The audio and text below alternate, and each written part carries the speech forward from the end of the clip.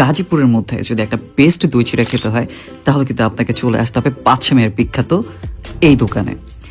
এই দোকানে প্রায় 48 রকমের চা পাওয়া যায়, বাট আজকে আমি চা নিয়ে কথা বলবো না, আমি কথা বলবো অন্য একটা জিনিস নিয়ে। বাট ইন্টেরিয়রের বিষয়ে বলতে, ইন্টেরিয়রটা ভীষণ সুন্দর, ফ্রেন্ডস ফ্যামিলি নিয়ে বসার মতো একটা জায়গা। দই চিড়া কিন্তু পারবেন আপনারা মাত্র 99 টাকায়, এবং এটা খুবই প্রিমিয়াম কোয়ালিটির একটা দই চিড়া। প্রথমে উনি যেটা করলেন আমি দেখলাম, উনি ফ্রুটসগুলো কেটে নিলেন, যে ফ্রুটসগুলো দিয়ে ওনারা হচ্ছে দই চিড়াটা তৈরি করেন।